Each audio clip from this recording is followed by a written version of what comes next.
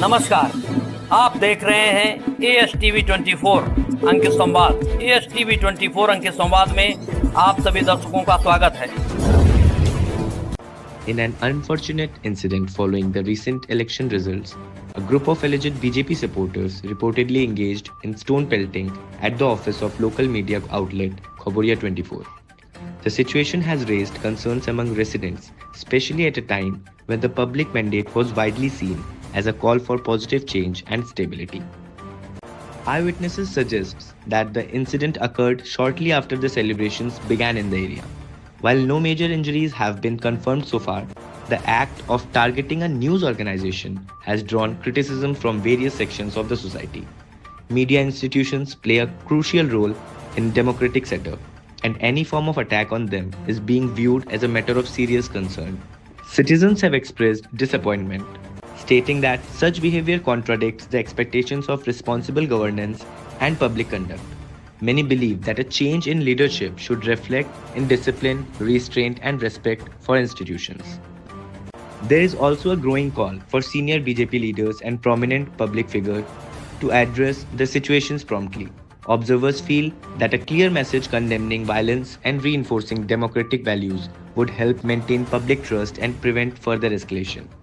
Authorities are expected to investigate the matter and take appropriate action. Meanwhile, the incident serves as a reminder that political transitions must be accompanied by accountability and respect for law and order.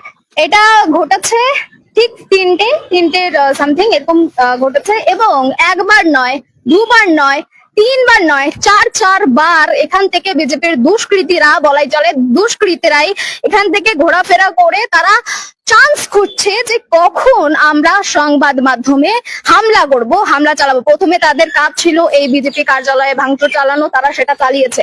তবে সংবাদ মাধ্যমে কেন? সংবাদ মাধ্যমে আমাদের কর্মীরা রয়েছে, আমাদের দিদিরা ছিলেন, দিদি বাইরে ছিলেন, আমরা অফিসেই ছিলাম। তবে সংবাদ মাধ্যমে একবার নয়, দুবার নয়, তিনবার নয়, চারবার তারা ঘুরে গেছেন।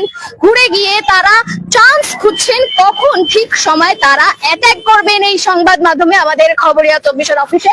এর মধ্যে তারা কিন্তু একটা বড় ঢিল ছুড়েছে, যার জেরে কিন্তু এই ব্যানারটাও একেবারে ছিঁড়ে গিয়েছে, ভিতরেও ঢিল রয়েছে।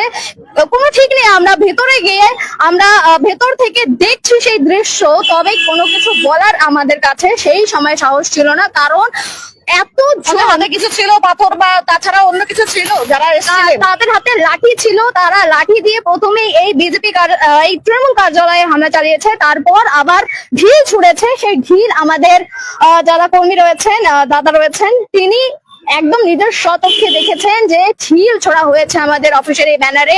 আর পরবর্তীতে কোনো ঠিক নেই, তারা রাতেও আমাদের অফিসে হামলা চালাতে পারে। তবে প্রশাসন এসেছিল, পুলিশ প্রশাসন এসেছিলেন, পুলিশ প্রশাসন দেখে গিয়েছেন। তবে আরেকটা জিনিস জানিয়ে রাখবো, ঠিক সেই সময় যখন তারা এই ব্যানারে আবারও হামলা চালাবে বা আমাদের অফিসে আবারও হামলা চালাবে, ঠিক সেই সময় প্রশাসন উপস্থিত হয়েছিলেন এবং তারা পরিস্থিতি দেখলেন এবং পরিস্থিতি নিয়ন্ত্রণে ছিলেন। যিনি তিনি ভেতরে ছিলেন, তার মুখ থেকে আমরা আরো বিস্তারিত শুনবো কখন কি হলো, কি অভিজ্ঞতা। সকাল থেকেই এখানে কর্মী সমর্থকরা বিজেপি তারা উৎসাহ উন্মাদনা মেতেছিল। তার পাশাপাশি তারা কিছু মুহূর্তের মধ্যে পাশেই যে রয়েছে আমাদের তৃণমূল কার্যালয়, সেখানে ভাঙচুর চালিয়েছে এবং আমাদের যে খবরিয়া 24 ব্যানার রয়েছে বাইরে, সেখানেও কিন্তু বড় পাথর দিয়ে ঢিল ছোড়া হয়েছে। আমরা যথেষ্টই আতঙ্কিত ছিলাম যে কখন কি হয়ে যায়, আমরা ভয়ে আতঙ্কিত হয়ে পড়েছি। কি মনে হচ্ছে এটা আরো রাতের দিকে আরো হামলা হতে পারে, সেটা কি মনে হচ্ছে, কি মনে করছে? হ্যাঁ, তাই মনে হচ্ছে, ভয়ে রয়েছি, আতঙ্কে রয়েছি, যখন রাত্রেবেলাও এরকম হামলা হতে পারে সেটাই আমাদের আশঙ্কা। আমরা আমাদের অফিসে যতজন আমরা কর্মীরা রয়েছে সকলে কিন্তু আতঙ্কিত এবং জর্জরিত।